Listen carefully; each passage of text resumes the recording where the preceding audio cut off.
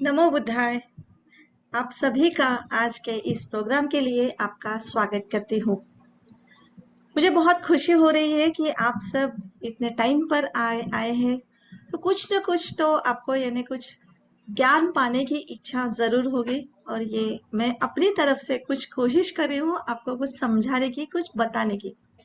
इतनी बड़ी मैं तो ज्ञानीवान तो नहीं हूँ कि मैं आपको कुछ समझाऊं सिखाऊं, लेकिन एक माध्यम जो भगवान बुद्ध ने हमें सिखाया, वो आपके साथ मैं शेयरिंग करना चाहती हूँ कि हम क्या सीख सकते हैं, और वो सीख हम अपने जीवन में कैसे उसको इम्प्लीमेंट कर सकते हैं।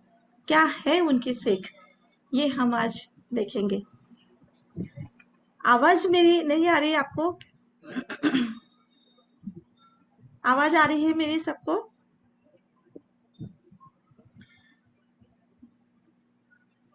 Yes. Yes, thank you Shweta, thank you. तो yes yes, thank you Sudhakar, thank you very much. तो आप अपने वीडियोस ओपन तो नहीं कर रहे, तो कोई बात नहीं, कर किया तो बहुत ज़्यादा अच्छा होगा, क्योंकि ये कम्युनिकेशन बहुत अच्छा होता है। क्योंकि मुझे, मैं भी किसी को देख रही हूँ और किसी से बात कर रही हूँ, ये फीलिंग मुझे भी आती है। आखिरकार हम ह्यूमन बींग है ना। जैसे आपको कुछ मुझसे अपेक्षाएं हैं, वैसे मुझे भी आपसे कुछ अपेक्षाएं रहेगी। लेकिन फिर भी डिटैचमेंट में रहना है। तो चलो आज, क्योंकि हमको वही सीख लेना है कि हमें बुद्ध ने क्या सिखाया है, क्यों हम बुद्ध पूर्णिमा मनाते हैं, और इसका क्या बैकग्राउंड में क्या है, उसका यानी क्या सीखना है हमें हमारे लाइफ के लिए। तो मैं सबसे पहले आपको बुद्ध के बारे में कुछ बताना चाहूंगी। हालांकि आप सबको बहुत सा नॉलेज होगा, बहुत सी बातें मालूम भी होगी, लेकिन फिर भी आज हम थोड़ा सा एक समझते हैं। तथागत गौतम बुद्ध ईस्वी सन पूर्व यानी 483, ये बौद्ध धर्म के संस्थापक थे। वह एक दार्शनिक बोलो, एक प्रारंभिक वैज्ञानिक, क्योंकि उन्होंने जो धम्म दिया था हमें, तो वो एक वैज्ञानिक था। वैज्ञानिक है, साइंटिफिकली है, एक महान समाज सुधारक भी है वो। अब उन्होंने अपने ज्ञान के तरफ से हमें हमारा यानी समाज सुधारना की।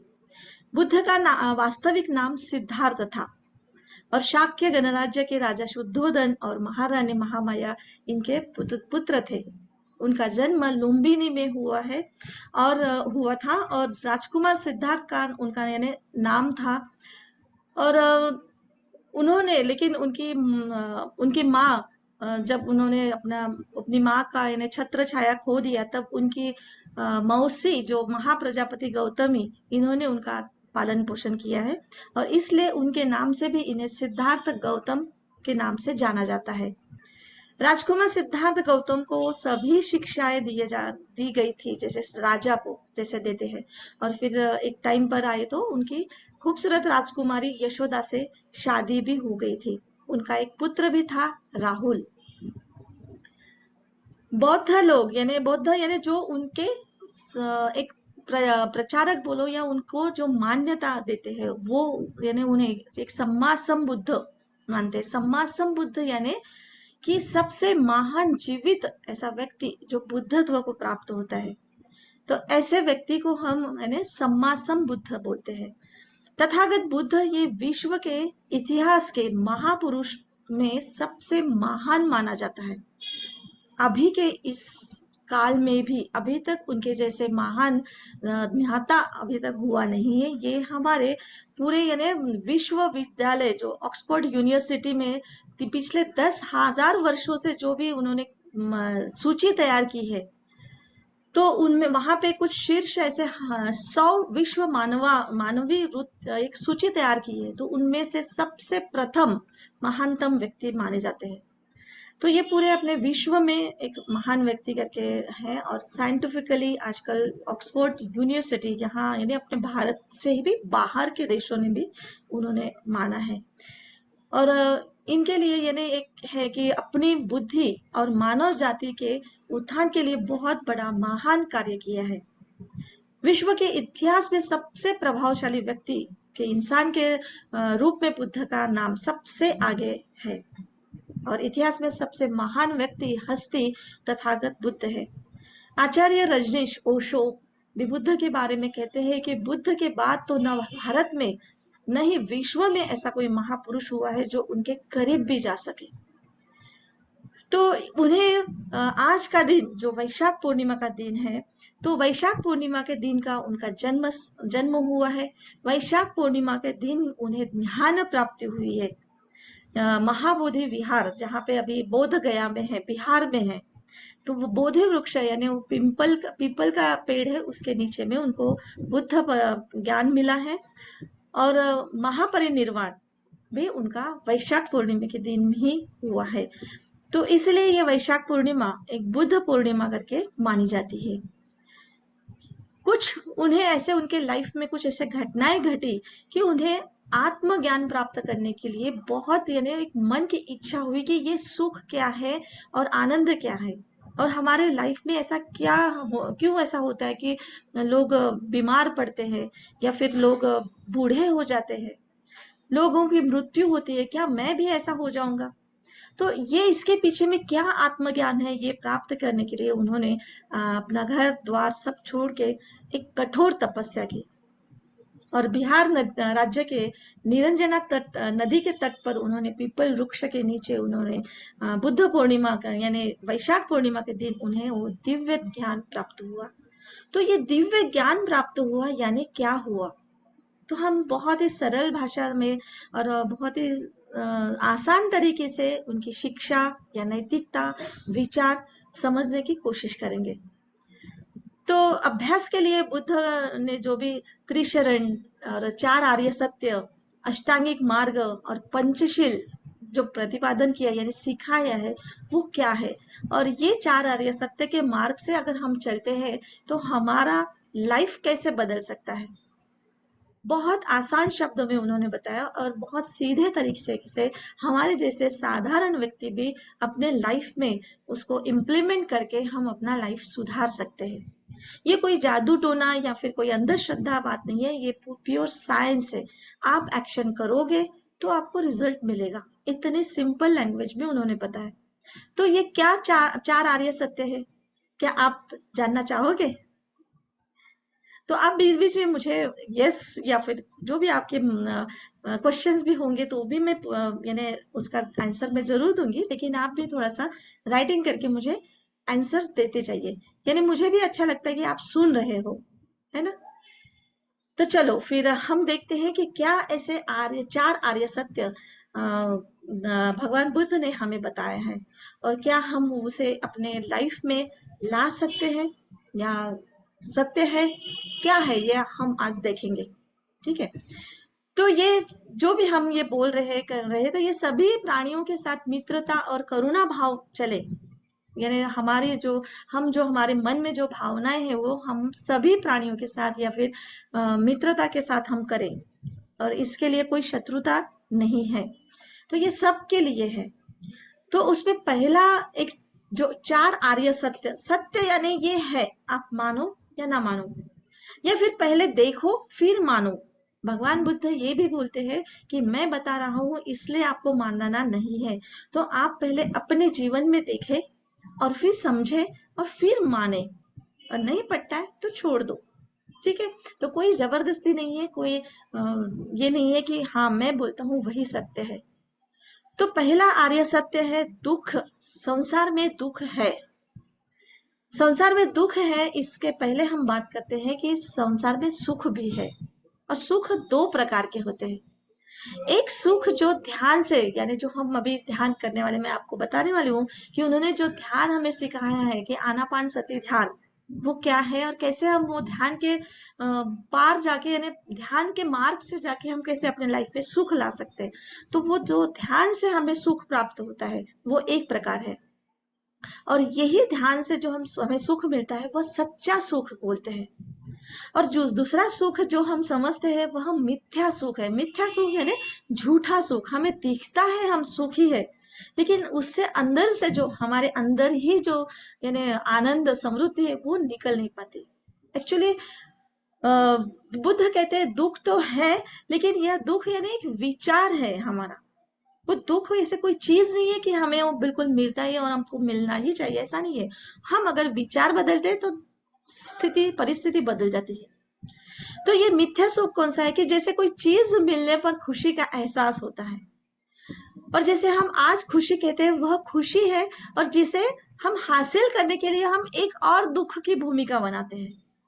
कि जैसे देखो शादी हो जाएगी, अच्छा घर बार मिल जाएगा, बच्चे हो जाएंगे, पर पैसा आएगा तो मैं खुश, यानी हर बार हम ये हो जाएगा तो हम खुश हो जाएंगे, इतना पैसा हो जाएगा तो खुश हो जाएगा, कोई मेरी बात सुनेगा तो मुझे खुशी हो जाएगी, कोई मुझे सैल्यूट करेगा तो मुझे खुशी होगी, मुझे मानेगा, मेरी बातें मानेगा तो खुशी।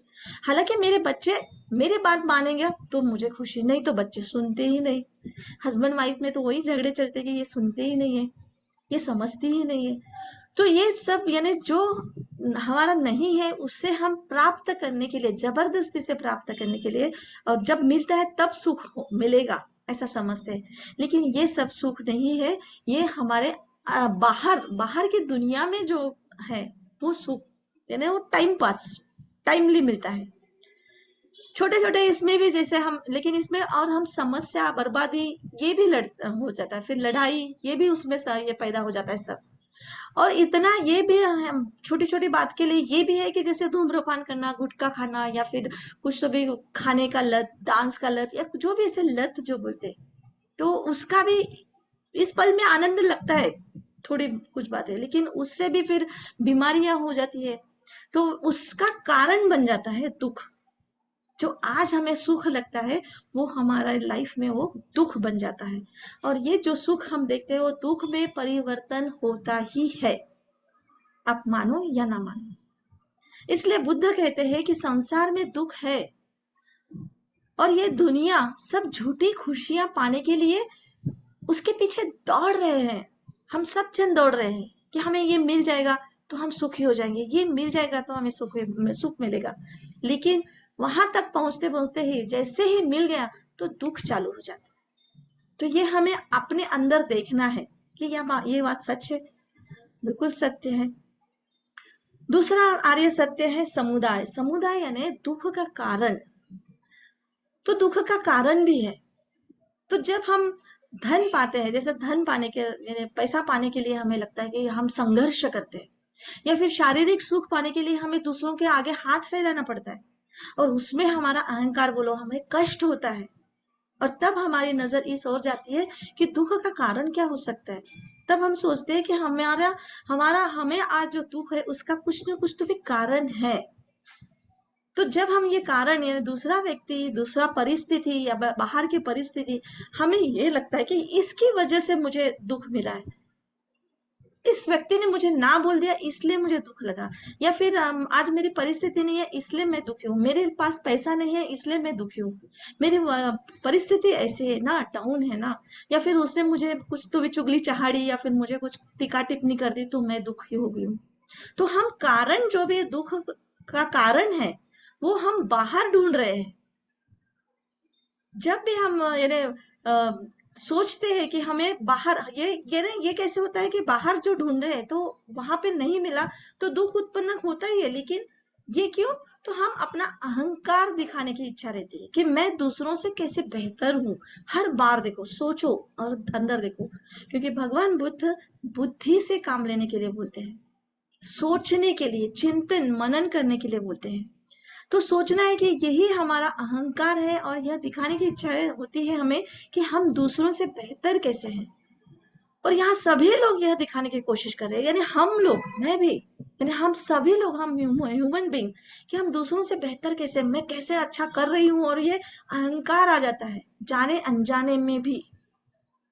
तो यहाँ पे भगवान बुद्ध यही कहते हैं कि हम सब दुखों का कारण हम सब खुद ही है, हम स्वयं है। तो सबसे पहले दूसरों को दोष देना बंद करे, और खुद के अहंकार को समझे और उसका त्याग करने की कोशिश करे। बहुत सुंदर सेंटेंस इसमें पूरा यानी सार समझा है कि ये आज के बाद यानी भगवान बुद्ध की हम सिर्फ पूजा करना, उनके सामने अगरबत्ती मोमबत्ती लगाकर ये करो, बुद्ध पूजा नहीं मांगते हैं। बुद्ध अपने अंदर परिस्थिति को बदलने के यानी देखने के लिए बोलते कि आप खुद को समझो, क्योंकि हम में अहंकार होता है, तो हमारे अहंकार से हमारे अंदर घृणा, भय, ये सब यानी निगेटिविटी, ये सब मैंने जो जहां दिखाने की कोशिश करते हैं, ये सब उत्पन्न होता है, निगेटिविटी उत्पन्न होता है। तो निगेटिविटी जो भी है वो बाहर नहीं है, हमारे अंदर ही है, और यह एक अहंकार है। तो उसका त्याग करे, समझे उसे। तीसरा सत्य है निरोध। निरोध यानी कि जो दुख है हमारे पास, हाँ, दुख के कारण भी है, उसे हम रजिस्ट भी कर सकते हैं। उसका निवारण हमारे ही अंदर है। उसको रजिस्ट करना यानी निरोध करना, रोकना, ये हमारे ही अंदर है। जिस टाइम पे, जिस वक्त आपने जान लिया कि वो दुख का कारण मैं ही दे रही हूँ, बस उसी टाइम पे आप रजिस्ट करना चालू करते हैं, यानी दुख को रोकते हैं। तो जैसे हम सोचते हैं कि दुख का कारण कोई और है, तो वैसे ही हमारी स्थिति खराब हो जाती है, और ऐसा लगता है कि अरे यार, हमें हम पर कुछ तो भी किसी ने जादू टोना कर दिया है, किसी बुरी शक्ति का साया है, यानी यहाँ तक हम कारण दे देते हैं। पिछले जन्मों का कुछ कर्म होगा, या फिर मैं क्या कर सकता हूँ यार, मैं तो कुछ नहीं, मैं तो बेचारी हूँ, मेरे साथ लोग ऐसे अन्याय करते हैं, फंसाते हैं लोग, बेईमान लोग हैं, है ना। और पता नहीं है कौन से जन्म का कर्म है, दुख में रहना तो तय है, मेरा लिखा गया है मेरे भविष्य में, कुंडली में, ऐसा बोलते हैं हम लोग। और उसका इलाज भी नहीं है, भोग है, ये सब जन्मों जन्मांतर के भोग है। लेकिन बुद्ध कहते हैं कि दुख दूर किया जा सकता है, दुख दूर किया जा सकता है अगर तुम चाहो तो, अगर तुम चाहो तो दुख दूर किया जा सकता है। ये तीसरा उन्होंने आर्य सत्य है। सिर्फ दुख है करके रोते मत बैठो, उस पर वर्क करना है, उसे सोचो, देखो क्या कारण है दुख का, और उस कारण के आगे मैं जा सकती हूँ क्या। हम तो छोटे छोटे कारण देते हैं, बिल्कुल जैसे कोई क्लास में अगर दे होगे तो हम बोलते हैं कि हाँ, मेरा बच्चा था तो मैं नहीं कर पाती हूँ, तो ये नहीं, क्योंकि जैसे मेरा काम तो रेकी सिखाना है, तो मैं ऐसे ही कारण यानी सुनती हूँ कि नहीं, मुझे नहीं जमता है, ऐसा नहीं होता है, वैसा। लेकिन उसमें क्या मिलेगा और मेरा कैसे डेवलपमेंट होगा, वो मैं कैसे तय कर सकती हूँ। यानी अपनी पावर अपने हाथ में हम रखते ही नहीं, और ये हम दूसरों के हाथ में दे देते हैं, और हम दुखी हो जाते हैं। अब चौथा सत्य ये है कि दुख निवारण का मार्ग है। दुख दुख निवारण जो करना है हमें, उसका मार्ग दिए। ये मार्ग कौन से है? तो हम ये चार आर्य सत्य तो बताया है भगवान बुद्ध ने, लेकिन ये जो दुख निवारण के मार्ग, अगर हम उस मार्ग पर चले तो सारे दुख दूर हो सकते हैं, और हमारे जीवन में भी सुख शांति आ सकती है, और हम सुख शांति से जीवन जी सकते हैं। भगवान बुद्ध ने कहा है कि आकाश में कोई परमात्मा, भगवान या गुरु ऐसा कोई नहीं बैठा है कि जो तुम्हें आशीर्वाद देगा, या फिर मंदिर में भी नहीं कि सब कुछ ठीक हो जाएगा, कि आप मंत्र जपोगे, पूजा करोगे, या फिर ये ज्योतिष्य करोगे, या कुछ क्रिस्टल्स पहन लोगे, ऐसा कुछ भी नहीं है। वो तो खुद राजा के बेटे थे, पूरे क्रिस्टल से भरे हुए उनके तो महल थे, फिर भी छोड़ छाड़ के वो जंगल में गए। 10 से 12 वर्ष लगे उन्हें, और इतनी आसानी से हमारे पास आ रहे हैं ये सब बातें, तो हम उनको यानी एक जातीयवादी में यानी रख दिया है। हालांकि उन्होंने तो एक ह्यूमन बीइंग के लिए बताया, मानवता के लिए उनका ये सब संदेश है। तो बिल्कुल आपको अपने जीवन को देखना है, खुद की जिम्मेदारी खुद ही लेना है कि कहाँ मेरी गलती हो रही है, और कौन सी गलती को मुझे सुधारना है।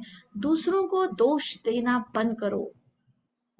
जो भी है अपने लाइफ में सबसे पहले अपने माँ बाप, अपने हस्बैंड वाइफ, अपने बच्चे, अपने पास के लोग हैं, उनको ही हम ज्यादा दोष देते हैं कि उनके वजह से मेरा ऐसा हुआ, उन्होंने तब मेरे को परमिशन दिया रहता तो मैं आज कहाँ पे गई रहती, या फिर मेरे को इनसे शादी करना था, उनसे ये करना।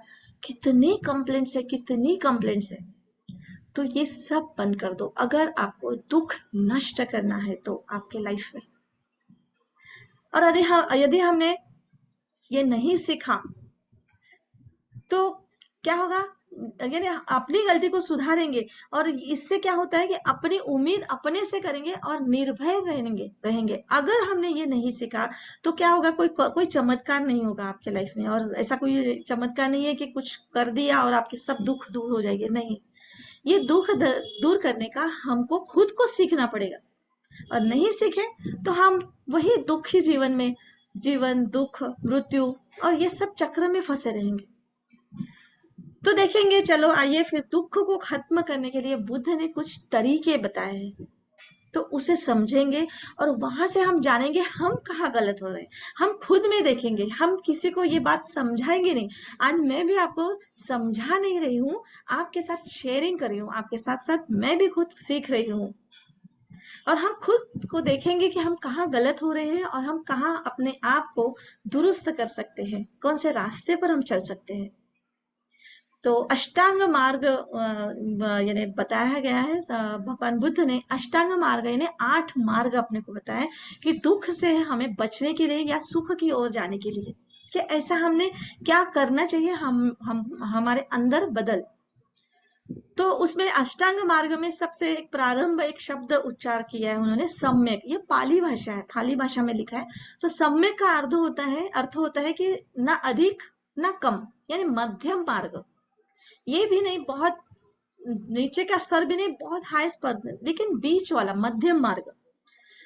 और उन्होंने कहा यह बीच वाला मार्ग ही कठिन है, लेकिन बहुत सरल और बहुत सीधे तरीके से उन्होंने हमें ये शिक्षा दी है। कठिन है, जब पहली बार सुनते हैं तो कठिन लगता है, लेकिन इसकी आदत हमें धीरे धीरे लगाना चाहिए। तो चलो सुनते हैं, कम से कम आज हमने शुरुआत तो की है कि क्या ये अष्टांगिक मार्ग है। तो पहला अष्टांगिक मार्ग है सम्यक दृष्टि। सम्यक यानी मध्यम, मध्यम दृष्टि। दृष्टि यानी हमारा, हमने दृष्टिकोण बदलना है कि जैसा है वैसा देखने की धारणा में नहीं आना है।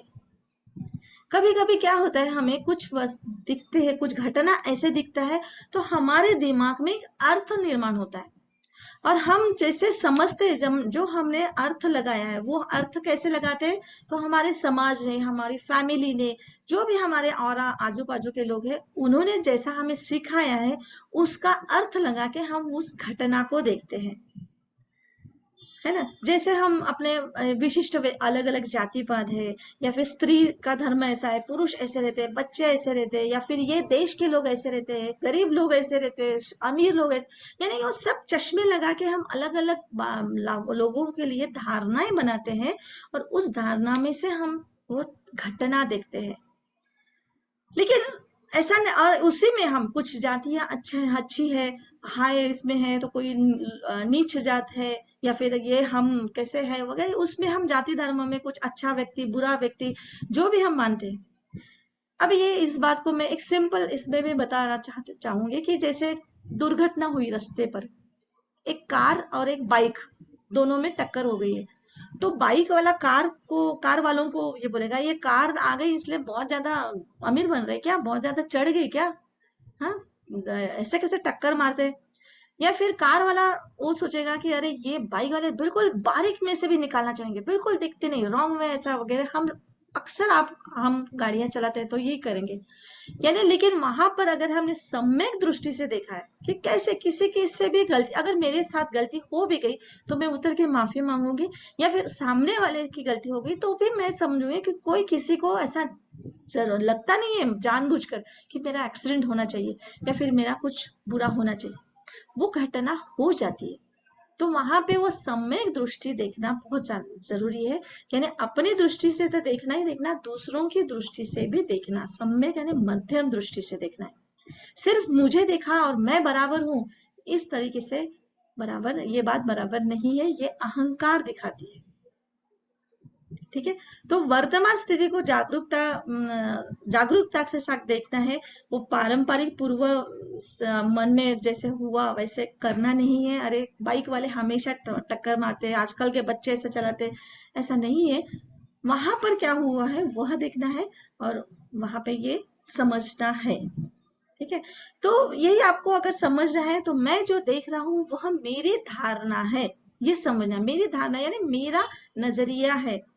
तो मैं अपनी धारणा के माध्यम से उस धारणा को बाहर निकालूंगा और वहां से सम्यक दृष्टि से देखूंगा, ये देखूंगी, ये समझना है।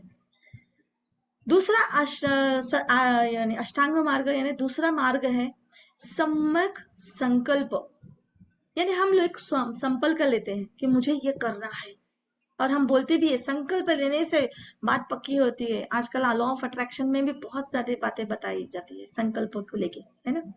संकल्प लेना है हमें, लेकिन हठ धर्मी नहीं बनना है कि कुछ भी हो जाए मैं ये करूंगा ही, चाहे वो गलत है या कुछ भी है। लेकिन मुझे जब एहसास होता है कि नहीं, ये मेरा संकल्प सही नहीं है, मैं गलत कर रही हूँ कहीं तो वो गलत या फिर गलत धारणा के तहत मैं काम कर रही हूँ, तो वहां पे बदलाव लाना जरूरी है, और उस पर धीरे धीरे काम करना पड़ेगा। तो संकल्प तो लेना है, संकल्प यानी आउटकम वो भी कि जहां मेरा अच्छा हो और मेरे साथ लोगों का भी अच्छा हो, ये संकल्प है।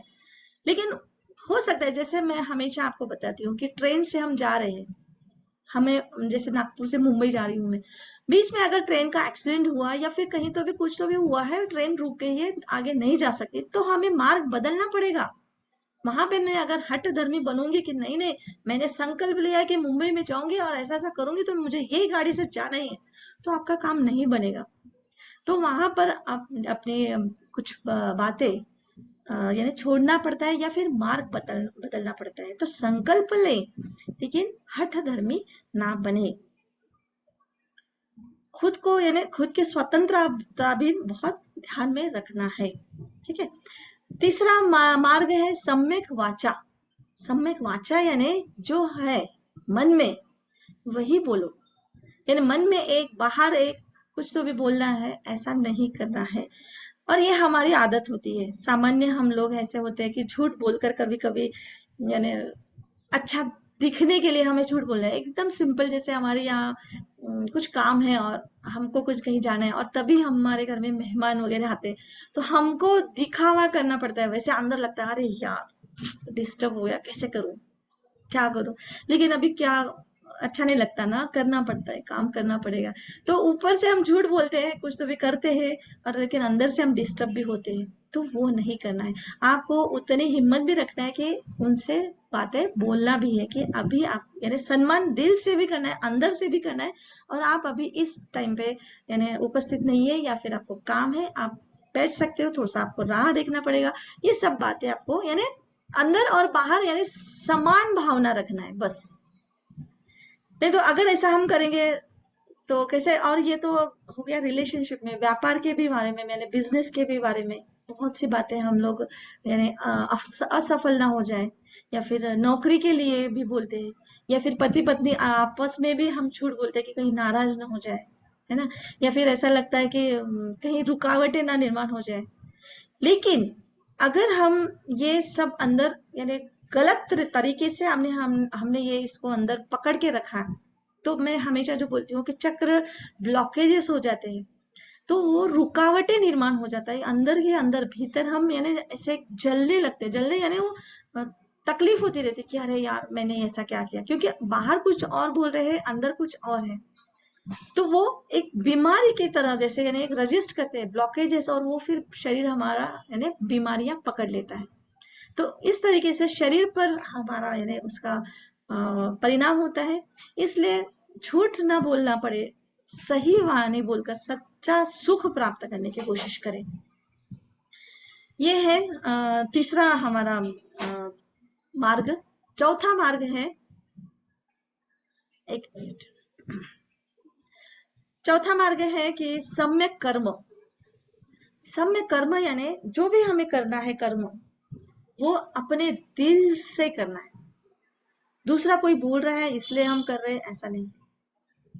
ये भी थोड़ा हमें समझने के लिए कठिन है, लेकिन क्योंकि हमें कठिन क्यों लगता है, हमें इतनी आदत हो गई ना कि लोग क्या कहेंगे, या फिर कैसे दूसरों को यानी ईमानदारी दिखाने के लिए खुद की जिम्मेदारी हम नहीं उठाते। जो हम रेकी में हमेशा एक, हम जो 5 नियम मैं बताती हूँ रेकी के, तो उसमें मैं हमेशा, एक मिनट, श्रोता ऐसा करना।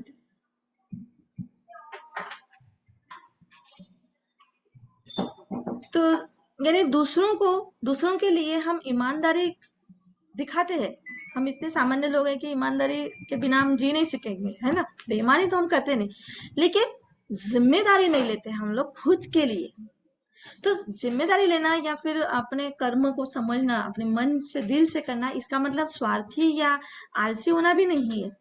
लेकिन हम दूसरों की खुशी के लिए या फिर किसी के दबाव में आकर भी हम कुछ ऐसा कर जाते हैं कि, और हमें पता भी होता है अंदर से अंदर ही कि ये गलत बात है, लेकिन हम अपने जमीर को यानी अपने अंदर की आस्था को उसे मार देते, उसे दबा देते हैं, और गलत काम करने के लिए फिर कारण भी ढूंढते हैं कि अरे ऐसा हुआ था ना, इसलिए मैं मुझे ऐसा करना पड़ा यार, मुझे नहीं लगता था कि ऐसा करूं, ये काम सही नहीं है, फिर भी हम करते हैं।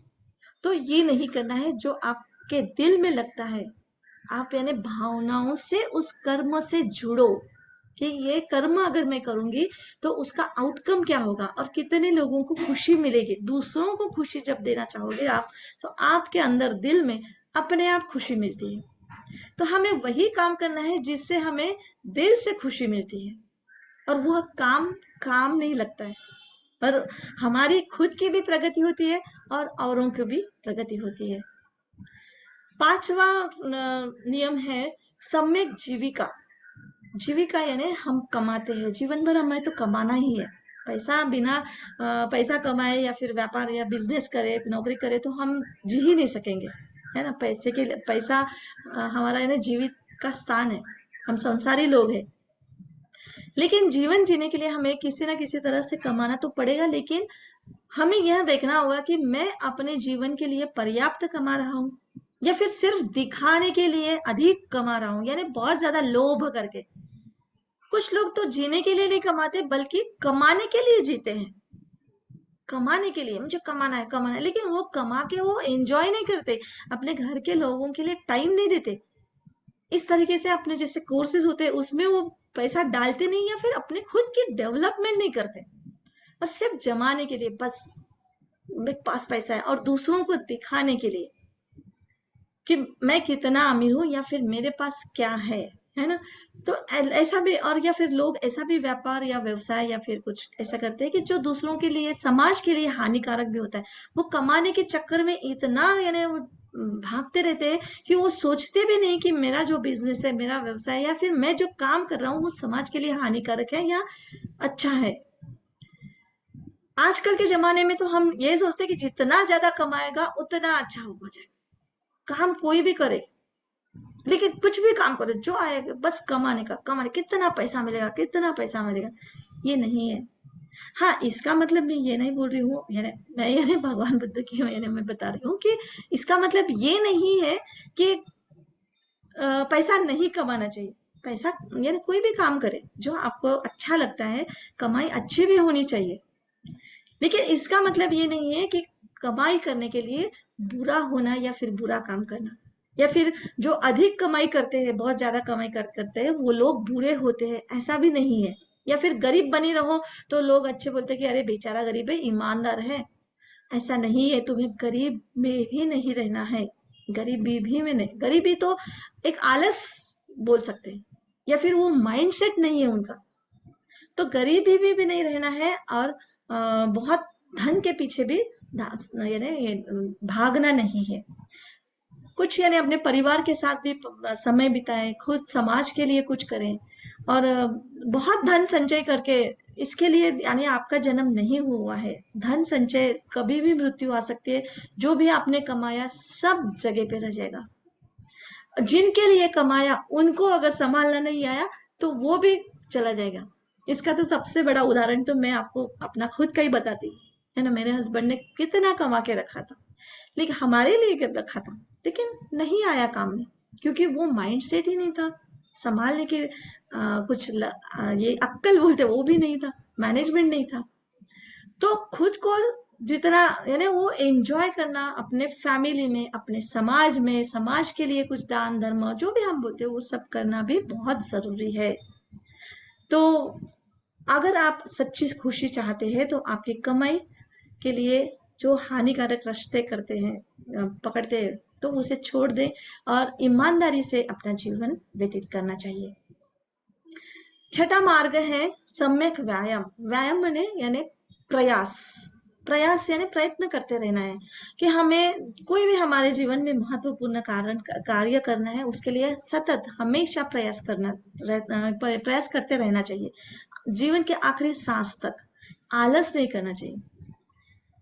तो कैसे कुछ धार्मिक लोग यानी ये सोचते हैं कि अरे अभी हो गया टाइम, अभी देख लेगा भगवान, सब भगवान के हाथ में दे दिया, सब कुछ दे देगा। भगवान कोई नहीं है ऊपर बैठा, कोई तुम्हें देने के लिए कोई नहीं है। लेकिन अभी कुछ यानी इतना सोचो कि ठीक है भगवान आप मानते हो, तो इतना सोचो कि भगवान ने हमें हवा पानी और जो भी नेचर हमें दिया, तो वो बहुत मुफ्त चीज मुफ्त में दिया है और बहुत कुछ दिया है, उसके लिए बहुत धन्यवाद करो। लेकिन जो भौतिकता में हमें जिंदगी बितानी है या हमारी जिंदगी को और खूबसूरत बनाना है, तो आपको काम करना पड़ेगा और इस जिंदगी को खूबसूरत करने के लिए कोशिश करते ही रहना पड़ेगा। क्योंकि देखो अभी इस जीवन में, हमारे इस संसार में बहुत से लोगों ने अपना अपना काम किया है और आज तक हम उनका उनका काम जो उन्होंने जो नई खोज की है या फिर नया कुछ आविष्कार किया है, उससे हम अपना जीवन आज भी खुशहाल और सुंदर बना रहे हैं। जैसे कि सात सुरों की खोज, संगीत है ना। आज संगीतकार अपनी संगीत से हमें कितना सुंदर यानी ज्ञान देते हैं, कितना सुंदर संगीत समझाते हैं कि हमारे जीवन में शांति आती है। आयुर्वेदिक दवा खाना या फिर ये जो डॉक्टर्स लोग हैं जो दवाई की खोज निकालते हैं, साइंटिस्ट लोग, आज इलेक्ट्रिसिटी, आज हम जो नेटवर्किंग यानी जो नेट वगैरह चल रहा है और आज हम लैपटॉप और मोबाइल से ये खोज किया है, कितना सुंदर यानी जिन्होंने खोज किया है वो आज इस दुनिया में है या नहीं है ये भी पता नहीं हमें, लेकिन आज भी हम उनकी उपभोक्ता ले रहे हैं और हमारा जीवन उनकी वजह से कितना सुंदर और खुशहाल हुआ है। तो यहाँ पे बुद्ध यही बताने के लिए यानी बता रहे हैं कि हमेशा हमें प्रयास करते रहना चाहिए कि हम अपने खोज से हम औरों को क्या दे सकते हैं कि ताकि उनका जीवन सुंदर और खुशहाल हो सके और हमारे जीवन बाद में भी हमारे यानी बाद में भी निरंतर इसका यानी कैसे उपभोग कर सकते हैं लोग और अपने उद्देश्यों को समझे। पर्पस क्रिएट करना है हमें कि हम खुद इस धरती पर क्यों आए हैं, हमें क्या करना है। जैसा मैं हमेशा अपना पर्पस बताती हूँ कि मेरा पर्पस है कि आध्यात्मिकता साइंटिफिक तरीके से लोगों को समझाऊं कि ताकि वो अपने जीवन के मैदान पर एक अच्छा गेम खेल सके और उन्हें सुख समृद्धि शांति आनंद मिले। तो उस टाइप से, और ये फिर मेरा रेकी, टैरो कार्ड रीडिंग, ये जो भी है ये सब मेरे टूल्स है, माध्यम है, उनके जरिए मैं ये सब सिखाने की कोशिश करती हूँ और ये मेरा निरंतर चलता रहे। बाकी दूसरा कोई भी मेरा बिजनेस रहे, कुछ भी रहे, लेकिन ये मैं निरंतर करते रहूंगी क्योंकि इससे मुझे खुशी मिलती है और मेरे बाद भी जिनको मैंने बताया वो मुझे इसी बात के लिए मुझे याद करेंगे। तो यही अपने को निरंतर प्रयास करते रहना है। सातवां मार्ग है सम्यक स्मृति। सम्यक स्मृति यानी मध्यम स्मृति, याददाश्त। नेचर ने हमें बहुत जबरदस्त ये एक शक्ति दी है कि हमको याद रहता है, लेकिन फिर भी हम इसका कैसे ये करते हैं, कुछ भी चीजें जो भी हमारे साथ हुई चीज उसे याद रखते हैं। लेकिन सही चीजों को याद रखना बढ़िया है और रखना ही पड़ता है। अगर हम सब कुछ भूल जाएंगे तो हमारी जिंदगी नहीं चलेगी, लेकिन बेकार की चीजों को भूल जाना बहुत जरूरी है। हमें इतनी बेकार बातें याद आती है कि जिससे हमारा जीवन व्यर्थ में दुखों से भरने लगता है और भर जाता है। कितने साल हो जाते हैं, बचपन में हमारे साथ किसी ने कुछ बुरा किया हो या कुछ हमारे मन के विरुद्ध किया है, फिर भी हम याद रखते हैं। और कुछ अनघटी बात हो गई है तो उसको सालों साल हम याद करते रहते हैं और इसके वजह से हमारा सारा जीवन की एनर्जी पूरी डाउन हो जाती है और वैसे ही हमारा फ्यूचर क्रिएट हो जाता है। लेकिन अगर आप अच्छी बातें याद रखें तो जीवन सुंदर और खुशहाल होगा। याद रखना है हमें, लेकिन सुंदर और अच्छी बातें जिससे हमें कुछ ताकत मिले, हमें कुछ एनर्जी मिले और हमारा जीवन सुंदर खुशहाल हो जाए। हम समाचार देखते हैं, टीवी देखते हैं, ये देखते हैं, और उस पर कितनी बार चर्चा करते हैं हम लोग कि अरे ये ऐसे है, वो वैसे है, और यहाँ बैठे बैठे उनकी गलतियां निकालते रहते हैं, और उनके साथ कैसे, और उन्होंने हमारे साथ कितना बुरा किया है, कैसे हमें छलते हैं, कैसे ये नुकसान करते हैं, वगैरह वगैरह बोल बोल के हम बुरी बातें याद कर करके अपने खुद के बुरे कर्म कर लेते हैं, और बुरे काम करने के लिए लोगों को भी हम आमंत्रित करते हैं, खुद का नहीं तो हम लोगों को भी बोलते हैं। तो ये आर्य सत्य उन्होंने बताया है कि जो भी आपको याद है ना, उसे सचेत रूप से देखें, सचेत रूप से यानी अच्छे रूप से, कि ये अगर मेरे साथ नहीं, जो भी आपके साथ बुरी घटना भी होती है ना, उसको दृष्टिकोण बदले, कि अगर ये बात नहीं होती तो मुझ में प्रगति कैसे होती, मुझे कैसे समझता कि ये बात ऐसे नहीं होती है, ये बात अच्छी नहीं है। तो वो समझाने के लिए नेचर हमारे साथ ये बातें देता है। तो ये अपना दृष्टिकोण बदलना है, और हर अच्छी चीजों को, सही चीजों को याद रखना है, मध्यम मार्ग जो बोलते हैं, है ना। और वो खुशी में भी नहीं रहना चाहिए कि जैसे एक बार राजा है, मैं तो अभी बस राजा हूँ, और उसको राजा की सीट पर से निकाल भी दे तो भी वो राजा के इसमें रहेगा, तो वो भी बहुत ज्यादा, यानी बहुत ज्यादा भी नहीं। अब इसमें है ना, अभी आप संसार त्याग दिया तो संसार त्याग दिया, उस इसमें जियो। ठीक है। और आखिरी का है सम्यक समाधि। अष्टांग मार्ग का 8वां मार्ग है सम्यक समाधि। समाधि यानी वो नहीं कि बस आप ध्यान करते हैं और समाधि लगाते हैं, या फिर हमने बहुत सी बातें सुना है समाधि में। समाधि यानी पूर्ण जागरूकता से उत्पन्न होती है, तब हमारी समाधि लगती है। और जो कुछ कुछ लोग नशीली दवाओं से भी समाधि लगाते हैं, जैसे हमने देखा है बहुत, आपने पिक्चर में भी देखा होगा।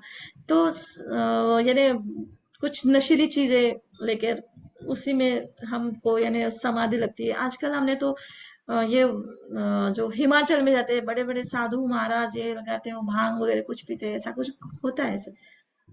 इसमें कोई अर्थ नहीं है कि तुम सब संसार छोड़ के वहां जा रहे हो, वहां जैसे बुद्ध गए लेकिन वहां से सत्य मार्ग पर निकले, चले, मिला उनको, और वो मार्ग हमारे समाज में सबको देने के लिए फिर से संसार में आए।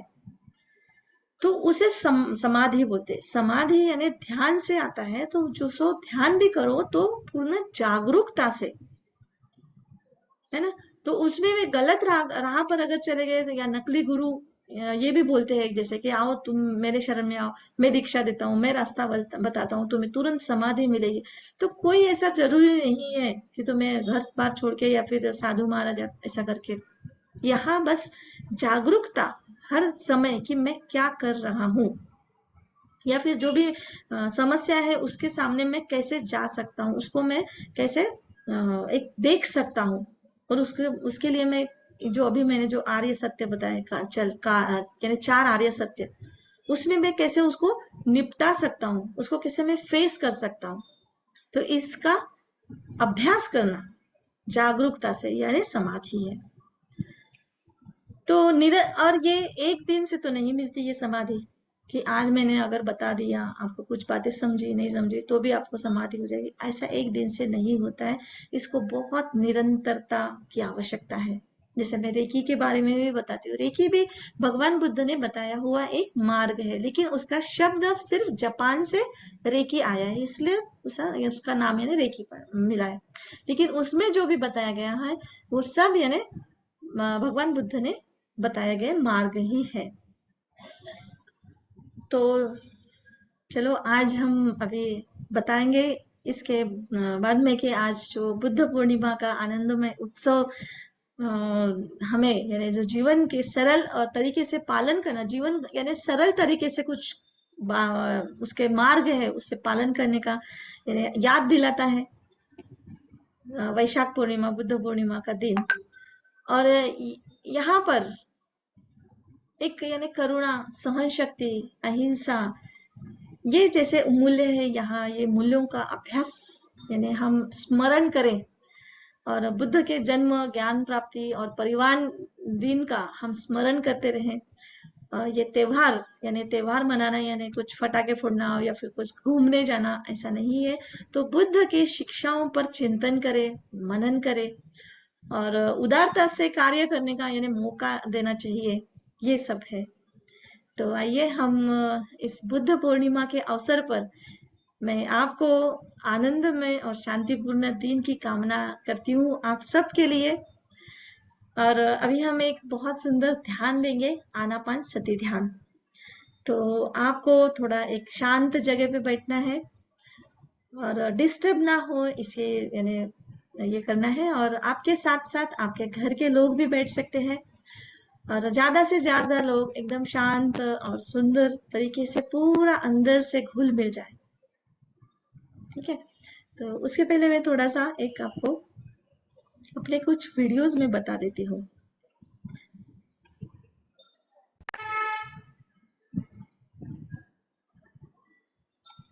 कुछ बातें मराठी में है तो थोड़ा सा सोच ले। जीवन के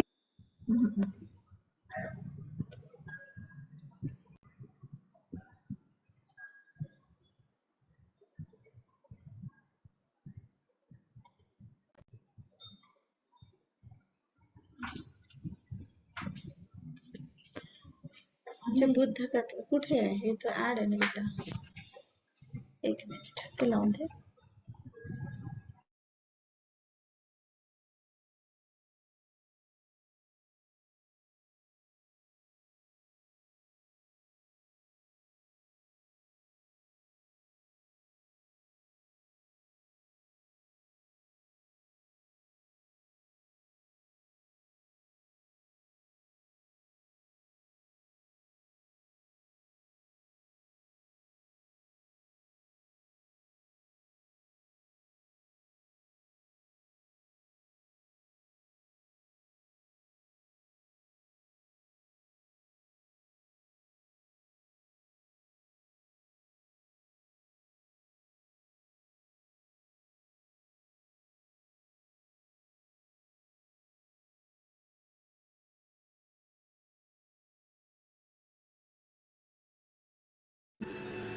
बुद्ध आशीर्वाद देत नाही, बुद्ध शापही देत नाही, बुद्ध कोंबडे बकरे खात नाही, बुद्ध नवसालाही पावत नाही, बुद्ध अगरबत्ती मागत नाही, बुद्ध आस्तिक नाही, बुद्ध नास्तिक नाही, बुद्ध वास्तविक आहेत. बुद्ध म्हणजे आचार विचार आणि रीत आहे. बुद्ध म्हणजे वास्तव आहे. बुद्ध मार्गदाता आहे. बुद्ध जगण्याची आदर्श शैली म्हणजे बुद्ध. बुद्ध कोणाला पावत नाही, बुद्ध कोणावर कोपत नाही, बुद्ध कोणाला आशीर्वादही देत नाही आणि बुद्ध कोणाला श्रापही देत नाही. बुद्ध कोणाच्या अंगातही येत नाही. अंगात येणारे देव भूत प्रेत आत्मा यांचं अस्तित्व मात्र नाकारतो. ते स्वतःला देव म्हणून घेत नाही. बुद्धांना पूजा नको आहे, ते कुणालाही भीती दाखवत नाही, ते जगण्याचा मार्ग दाखवतात. कारण बुद्ध मुक्तीदाता नसून मार्गदाता आहेत. कुणाचाही द्वेष न करणे म्हणजे बुद्ध, खरे बोलणे म्हणजे बुद्ध, द्वेषाला प्रेमाने उत्तर देणं आणि शांतता प्रस्थापित करायला लावणं म्हणजे बुद्ध आहे. बुद्ध माणसाच्या मनाला महत्त्व देतो, मन चांगले करावे असे सांगतो, मनात वाईट विचार येऊ नयेत असे सांगतो. बुद्ध कर्माला महत्त्व देतो, चांगले कर्म करा वाईट कर्म करू नका असे बुद्ध सांगतो. बुद्ध बुद्धीला महत्त्व देतोच, पण बुद्धीपेक्षा शील नैतिकेला जास्त महत्त्व देतो. अतदीप भव याचा अर्थ कुणाचेही अनुकरण न करता स्वयं प्रकाशित व्हा. मी माझे सुद्धा अनुकरण करू नका. चिकित्सक बना, सम्यक बुद्धीने विचार करा असे बुद्ध सांगतो. जगाला सर्वप्रथम शांतीचा संदेश देऊन अखिल मानव जातीला अहिंसेकडे ज्याने वळवलं त्या महामानव गौतम बुद्धाला माझे कोटी कोटी प्रणाम.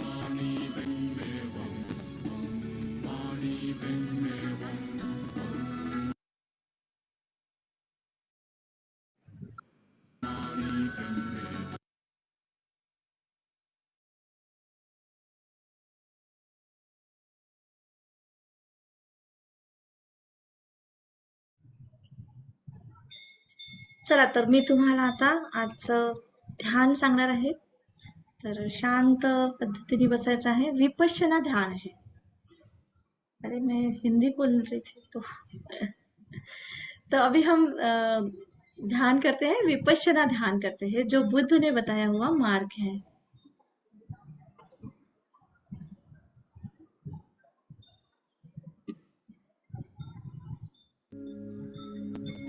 शांति से कंफर्टेबल बैठ जाए।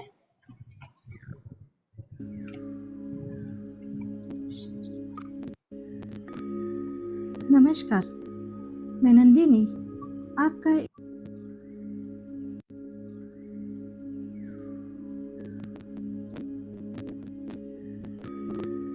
नमस्कार, मैं नंदिनी आपका इस विपश्यना मेडिटेशन में स्वागत करती हूँ।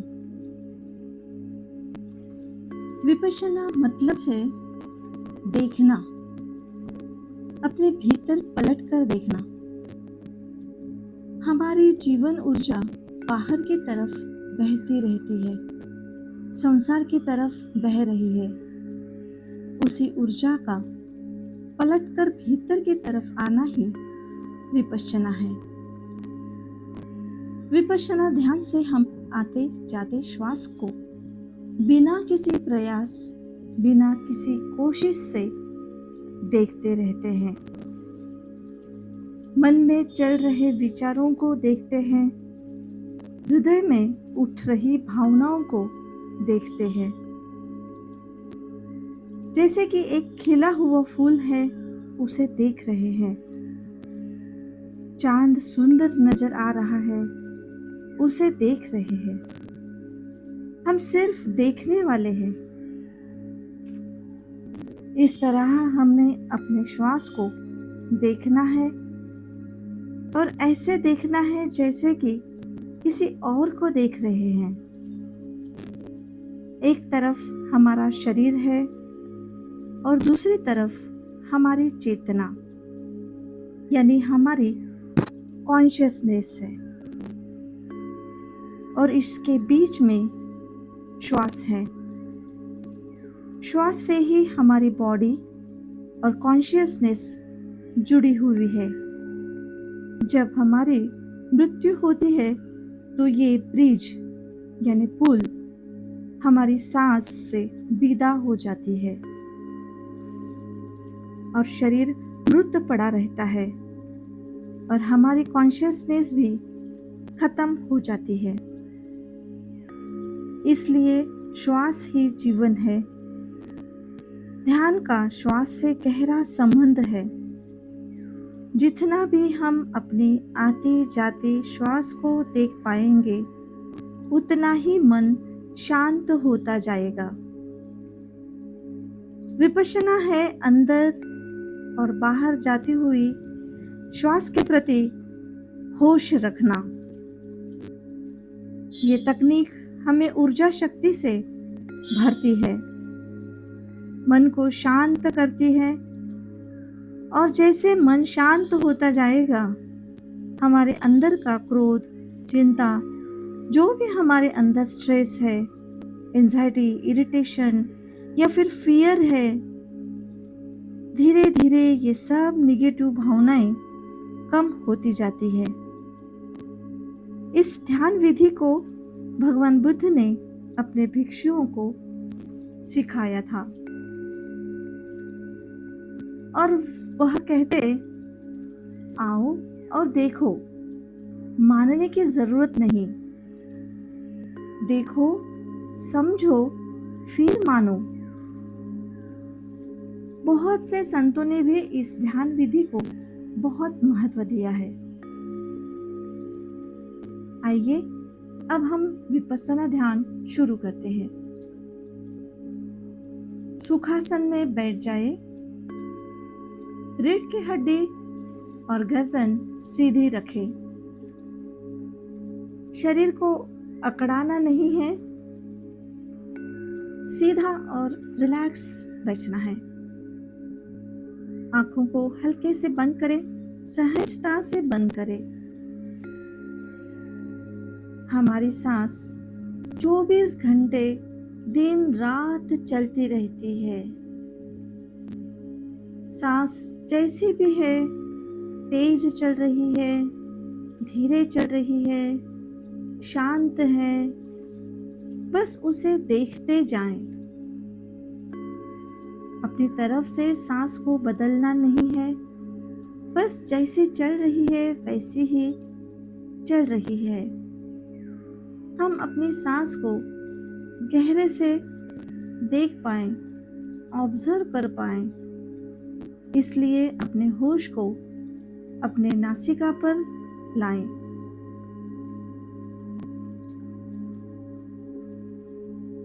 जब सांस नासिका के भीतर जाती है तो एक प्रकार की शीतलता, ठंडक देकर अंदर जाती है,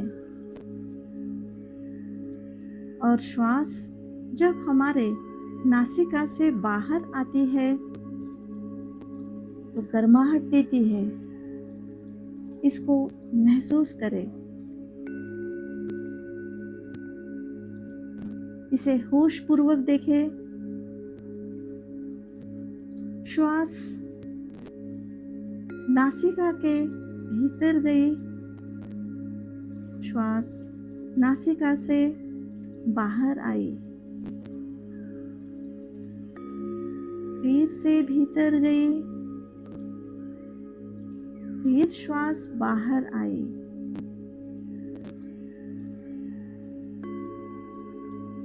बार बार ध्यान में बैठे हुए हैं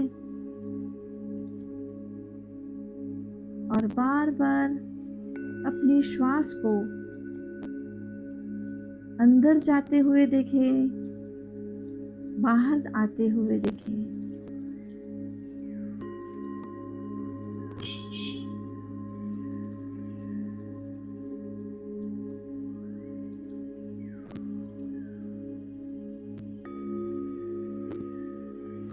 बार बार ध्यान में बैठे हुए हैं, फिर भी विचारों में हो जाते हैं, विचार आते रहते हैं। फिर से हमारा ध्यान हमारे नासिका पर आते जाते श्वासों पर लगाए। सांस भीतर गई, सांस बाहर आई।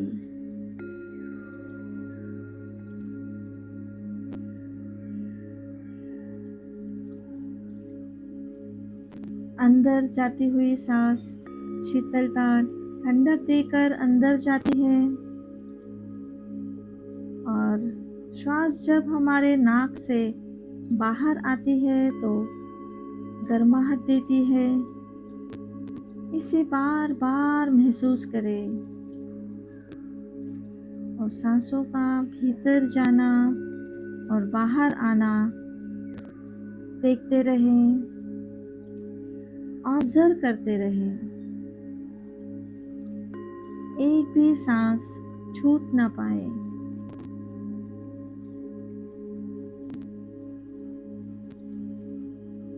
एक भी सांस बिना जाने भीतर ना जाए और एक भी सांस बिना जाने बाहर ना आए। देखते रहें, देखते रहें, देखते रहें। शांत नजर से देखते रहें, जैसे नदी किनारे बैठे हुए नदी की बहती धारा को देख रहे हो, जो कि आगे आगे आगे ही बहती जाती है। ऐसे ही हमारी सांसें आती है और जाती है। अंदर जाती हुई सांस ठंडक दे रही है और बाहर जाती हुई सांस गर्माहट दे रही है।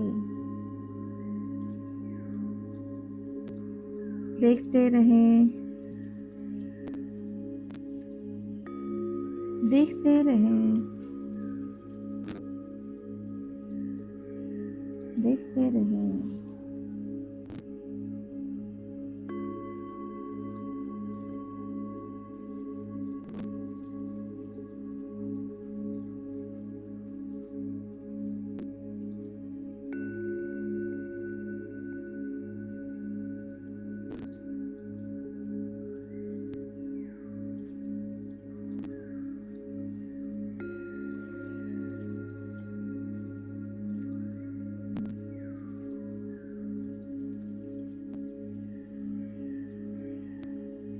देखते रहें। सांस अंदर आ रही है, सांस बाहर जा रही है। मन भटके तो फिर से अपने सांसों पर लाएं। सारा ध्यान अपने सांसों के आने जाने पर लगाएं। सारा ध्यान सांसों के आने जाने पर रखें।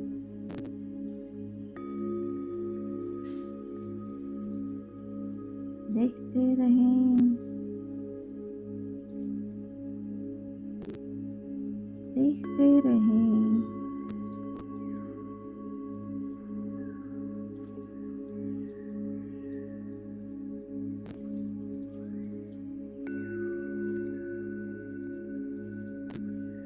सांसों की आवन जावन को देखते रहें।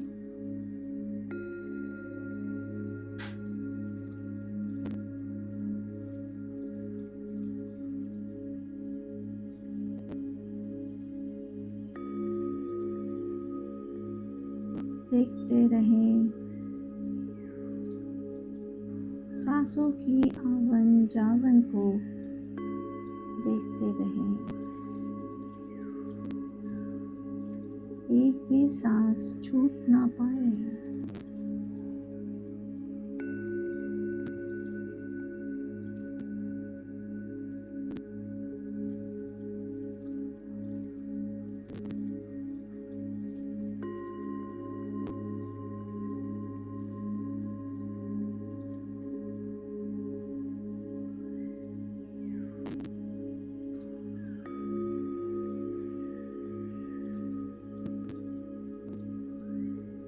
धीरे धीरे सांस धीमी और धीमी और धीमी और धीमी होती जाएगी।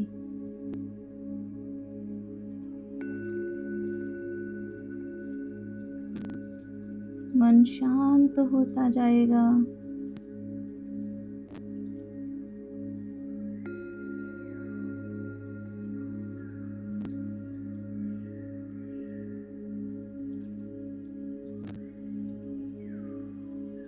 सांस धीमी धीमी धीमी हो रही है और मन शांत हो रहा है। मन शांत हो रहा है। मन शांत हो रहा है।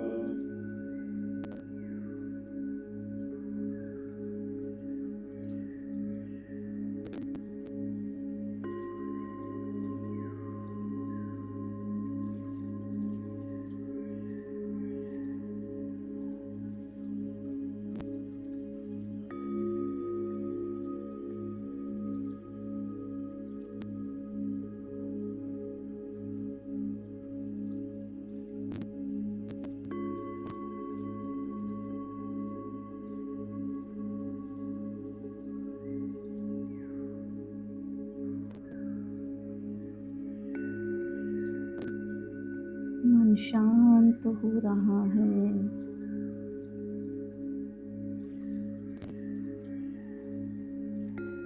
अब ना शरीर रहा है, ना मन रहा है। ना शरीर है, ना मन है। एक गहन शांति छा रही है। एक गहन शांति छा रही है।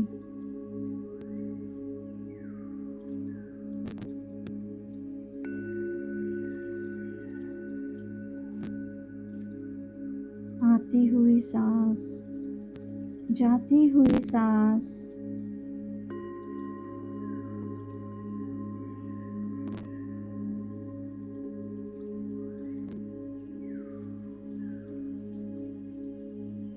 ध्यान भटक जाए तो फिर से सांसों पर ध्यान दें।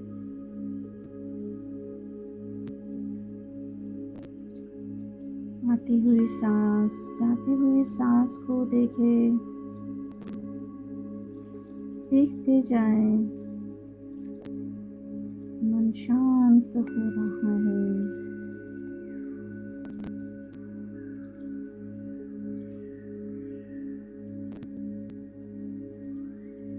अपना शरीर है ना मन है, सिर्फ एक गहन शांति है।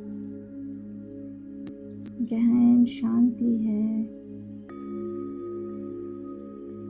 गहन शांति है।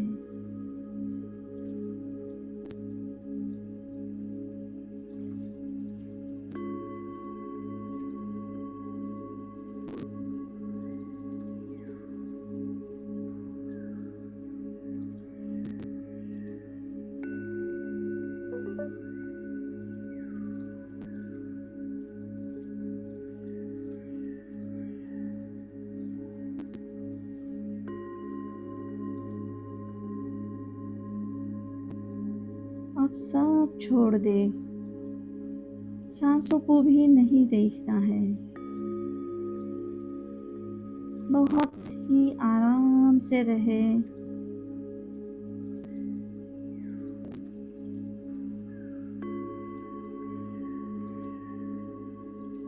आराम से रहे, रिलैक्स हो जाए।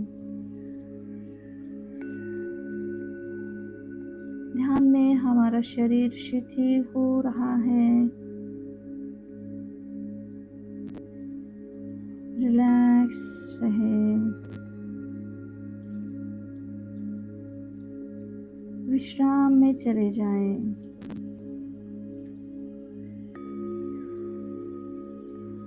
शांत, बहुत अंदर तक शांत है।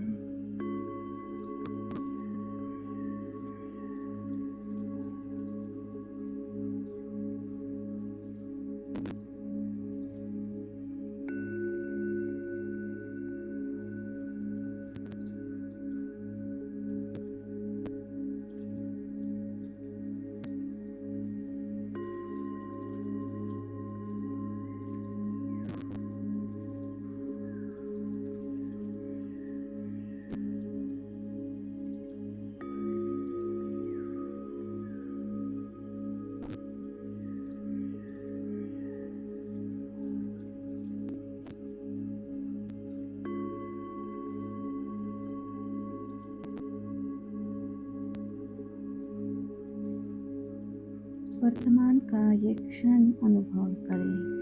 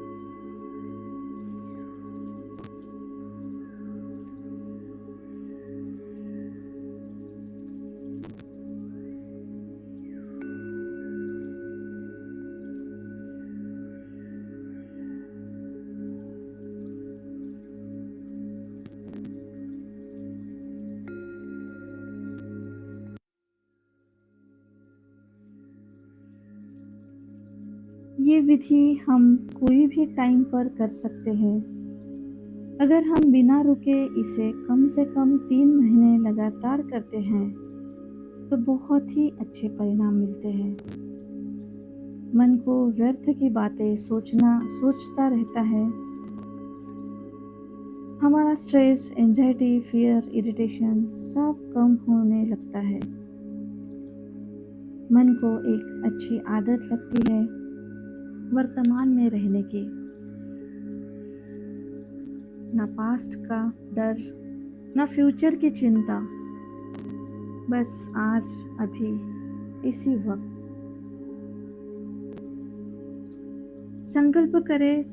संकल्प करने से हमारी शक्ति बढ़ती जाती है, विचार कम होते जाते हैं और मन शांत होता जाता है।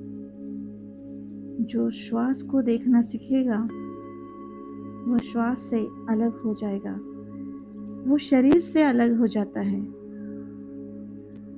क्योंकि शरीर दूर है, श्वास ज़्यादा पास है, उसके बाद हम खुद है, हमारा कॉन्शियसनेस है। इस शरीर से छूटना, श्वास से छूटना यानी शाश्वत का दर्शन होना है। और यही वर्तमान क्षण हमारा जीवन है।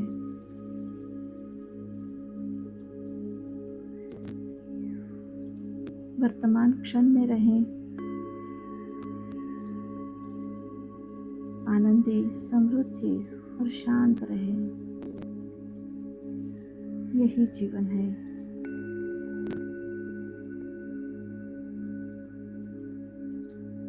मुझे तूने दाता बहुत कुछ दिया है, तेरा शुक्रिया है, तेरा शुक्रिया है। मुझे तूने दाता बहुत कुछ दिया है, तेरा शुक्रिया है, तेरा शुक्रिया है। मुझे तूने भगवन बहुत कुछ दिया है, तेरा शुक्रिया है, तेरा शुक्रिया है।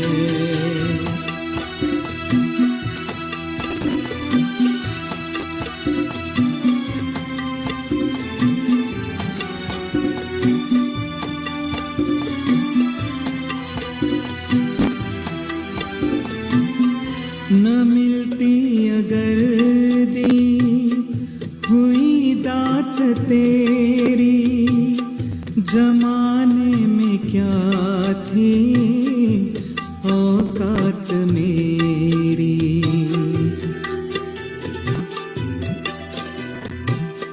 न मिलती अगर दी हुई दात तेरी, जमाने में क्या थी औकात मेरी। मुझे तूने जीने के काबिल किया है, तेरा शुक्रिया है, तेरा शुक्रिया है। मुझे तूने जीने के काबिल किया है, तेरा शुक्रिया है, तेरा शुक्रिया है।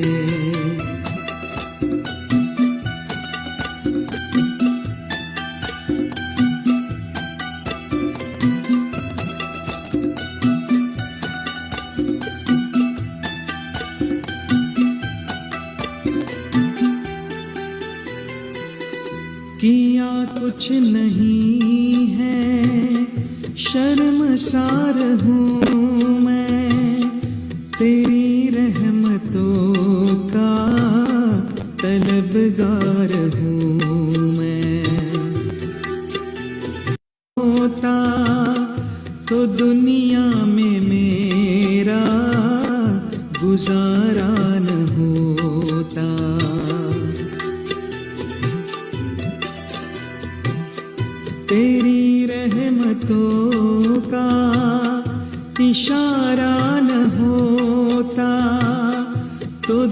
दुनिया में मेरा गुजारा न होता, उसे क्या कमी जो तेरा हो गया है, तेरा शुक्रिया है, तेरा शुक्रिया है।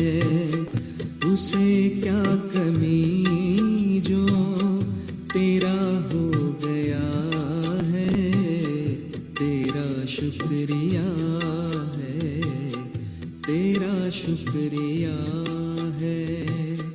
मुझे तूने दाता बहुत कुछ दिया है, तेरा शुक्रिया है, तेरा शुक्रिया है।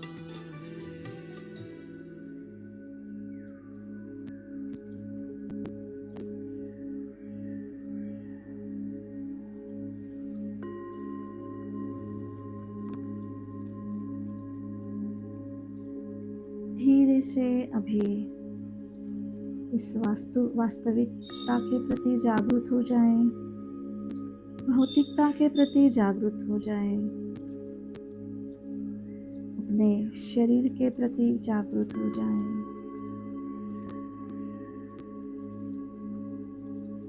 अपने हाथ और पैरों की उंगलियां धीरे से हलचल करें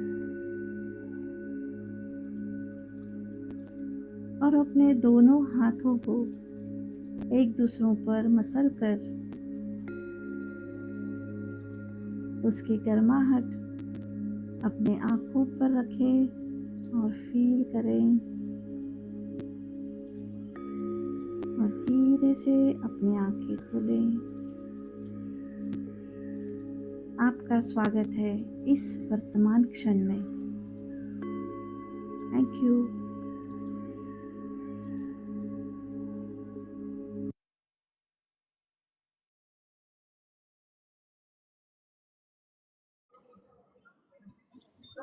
thank you very much.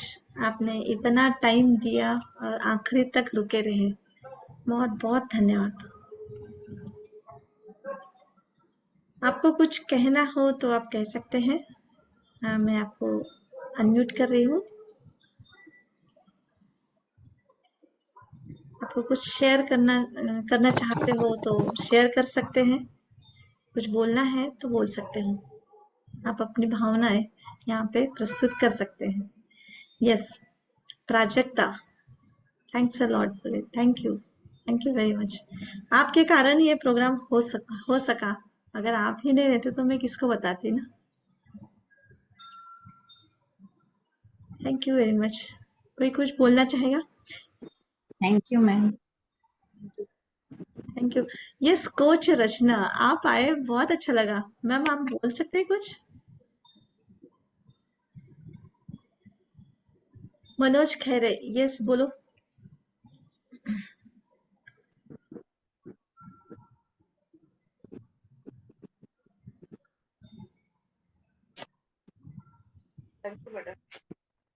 Thank you Jayashree, thank you very much. Yes ma'am, बोलिए। रचना मैम बोलिए। Good evening ma'am. Hello. Yes, हाँ मनोज, एक मिनट। रचना मैम बताता नमस्कार है। मैम। एक नमस्कार नंदिनी मैम। नमस्कार मैम, थैंक यू। बहुत बहुत आपका थैंक यू स्वागत है। So much. Thank you so much. आज का सेशन मुझे बहुत अच्छा लगा। The meditation was very very relaxing, very very peaceful. और बुद्ध का जो आपने इतना ज्ञान दिया उसके लिए बहुत बहुत धन्यवाद। Thank you so much ma'am. Thank you ma'am, thank you, thank you. Thank you. Thank you. Yes Manoj sir. Yes Manoj sir, बोले। आपका वीडियो ऑन करें ना मनोज सर। केला ऑन केलाय, वीडियो ऑन नहीं है। आवाज येतोय का? हाँ, आपका तो है। बोला। बुद्धांच्या अष्टांग मार्गाबद्दल खूप चांगलं मार्गदर्शन केलं. त्याबद्दल आभार तुमचे. आणि बौद्ध पौर्णिमेच्या हार्दिक हार्दिक शुभेच्छा सर्वांना. आपल्या शांतता म्हणजे मेडिटेशन साठी बसलोय, कारण काही काही दिवस मी करत नव्हतो. आज पुन्हा सुरुवात करत आहे मी आज. तर त्याबद्दल थँक्यू. खूप धन्यवाद. तुमचा थोडासा आवाज व्यवस्थित आला नाही. मला वाटतं काहीतरी नेटवर्कचा हे असेल. पण समजण्याचे हो, पूर्ण मध्ये प्रयत्न मध्ये केला मी. डिस्कनेक्ट समजल्या मला तुमच्या. डिस्कनेक्ट होत होतं. हा, डिस्कनेक्ट होत होते. बरोबर. Thank you sir. Thank you sir. Thank you. चला, अनिल बेडसे सर पण आहेत. तर बोला सर, काय म्हणताय? अनम्यूट करा. नमस्कार सर्वांना. गुड मॉर्निंग नमस्कार एव्हरीबडी. सर. नमस्कार सर. नमो बुद्धाय. नमो बुद्धाय बोलायचं आजच्या नमो दिवशी. बुद्धाय. बोला सर. कैसे आहात सर्वजण? आज का प्रोग्राम एक्चुअली हिंदी में था, तो लेकिन हम मराठी लोग मराठी में आ ही जाते हैं। तो कोई बात नहीं, आप अपने हिसाब से बात कर सकते हैं, बोल सकते हैं, कोई बात नहीं। लेकिन अभी जितने लोग यहाँ पे हैं तो सभी तो मराठी ही है. हाँ, एक्चुअली हाँ, हमारा दूसरा एक ग्रुप था, वहां से भी हिंदी का था ना, वहां से, इसलिए तो बोल सकते हैं, कोई बात नहीं। मराठी में भी बात की तो भी चलेगा, कोई बात नहीं। नो प्रॉब्लम, चलेगा जैसे आपको ठीक लगे. सबको मराठी ठीक है? बोला बोला बोला सर्वांना मराठी. हिंदी ओके? नाही, बोला ना, मराठी बोला, काही प्रॉब्लेम नाही, बोला बोला. मीच विचारलं त्यांना की सबको मराठी ठीक है या सबको म्हणजे सर्वांना हिंदी ठीक है? नाही सर, मराठीच बोला ना. दोन्ही करते, दोन्ही मराठी बेस्ट. बोला बोला, काही प्रॉब्लेम. बुद्धांचा जर विचार करायचा म्हटला ना तर संपूर्ण भारताला ध्यान ह्या शब्दाची खरी व्याख्या जर कोणी सांगितली असेल तर ती बुद्धांनी सांगितली. खऱ्या अर्थाने ध्यान कशाला म्हणतात? आपण बरेच वर्ष दुसऱ्यांना दोष देत असतो, दुसऱ्यांना फॉलो करत असतो, दुसऱ्यांबद्दल करत असतो. मार्केटला गेला तरी कपडे परचेस कराल तर दुसरा काय म्हणेल याला बघत असतो. जेव्हा बुद्धांनी शिकवण द्यायला सुरुवात केली ना तेव्हा त्यांनी सांगितलं पहिले स्वतःला ओळख. तुझ्या आतमध्ये तू आहेस ना, तू सगळ्यांपेक्षा पॉवरफुल आहेस. तुला स्वतःला ओळखता येणं अत्यंत गरजेचं. आवाज क्लिअर आहे सर्वांना? येस. आणि मग स्वतःला जर ओळखायचं आहे तर तुम्हाला ध्यान तेवढ्याच पॉवरफुल पद्धतीने करता आलं पाहिजे. आणि म्हणून ध्यान ही जी देणगी मिळाली भारताला ही बुद्धांकडून मिळाली. शांतता कशाला नक्की म्हणायची? तुम्ही नुसतंच शांत बसून राहिला त्याला शांतता नाही म्हणत. शांतता आत्मिक शांतता पाहिजे, तुमच्या आतमध्ये ती रुजली पाहिजे. आणि मग जेव्हा एखादा तुम्हाला काही त्रास देतो, जेव्हा एखादा तुम्हाला काही बोलतोय, तेव्हा तुम्ही जितक्या संयमाने त्याला काही प्रत्युत्तर देतात, संयमाने तुम्ही त्याला सांभाळून घेण्याचा प्रयत्न करतात, ते ते खऱ्या अर्थाने बुद्धांची शिकवण तुम्ही आत्मसात केली. आणि ही शिकवण आत्मसात करायला तुमच्याकडे एकमेव कारण आहे आणि एकमेव मार्ग पण आहे की तुम्ही ध्यान करा. आता जे तुम्ही ध्यान केलं सर्वांनी, जे मगाशी आपण बसलेलो होतो सर्वजण, याच्यामध्ये तुम्हाला आत्मिक शांतता जी लाभली असेल सगळ्यांनी, म्हणजे तुम्ही स्वतःला आतमध्ये जेव्हा बघितलं असेल तर तुम्हाला कळालं असेल. कारण स्टेप बाय स्टेप मॅडमने तुम्हाला इतकं सुंदर पद्धतीने त्या लेवलला नेलं होतं, अतिशय स्टेप बाय स्टेप. आणि सर्वात शेवटचं जे गाणं आहे त्या गाण्याचे बोल कधीतरी आठवा स्वतःसाठी आणि स्वतःसाठी ते गाणं एकदा बोलून बघा. तुमच्या लक्षात येईल की आत्ता जे मेडिटेशन झालं हे परमोच्च सिद्धीचं मेडिटेशन. दुःख कशामुळे येतं? एकाच गोष्टीमुळे येतं. मॅडमने आज तुम्हाला 4 आर्यन सांगितलं असतं, बरोबर ना? मी थोडं लेट जॉईन झालो होतो. 4 आर्य सत्य, येस. बरोबर आहे ना? 4 आर्य सत्य आज नक्कीच घेतले असतील मॅडमने. 4 आर्य सत्य घेतले आणि त्याच्यानंतर त्याच्यावर अष्टांगिक मार्ग जे भगवान बुद्धांनी सांगितले. बरोबर आहे. मग अष्टांगिक मार्ग म्हणजे अष्ट म्हणजे 8. तर अष्टांगिक मार्ग तर मॅडमने तुम्हाला व्यवस्थितच समजवले असतील नक्कीच, आणि जे तुम्हाला मनापर्यंत भावले असतील सगळ्यांना. ओके, ते तुमच्या आयुष्यात फॉलो करायचा प्रयत्न करा. 8 गोष्टी आहेत. आपण हजारो गोष्टी डोक्यात ठेवायला तयार आहोत. या 8 गोष्टी जरी तुम्ही लक्षात ठेवल्या ना तरी आपलं जीवन सुखकर होईल. मग याच्यामध्ये एक परिशिष्ट म्हणून एक भाग आहे, 4 आरे याच्यामध्ये. तर आसक्तीमुळे दुःख उत्पन्न होतं. मग आसक्ती तुम्हाला कपड्यांची असते, आसक्ती तुम्हाला एखाद्याच्या रंगाची असते, आसक्ती तुम्हाला एखाद्या स्वभावाची असते, आसक्ती तुम्हाला पैशांची असते. ह्या आसक्तीमुळेच आपल्याला दुःख उत्पन्न होतंय. आणि बुद्धांनी एक्झॅक्टली तुम्हाला जे 4 आर्य सत्य सांगितले ना, त्याच्यामध्ये आसक्तीबद्दल अतिशय सुंदर असं उल्लेख आहे.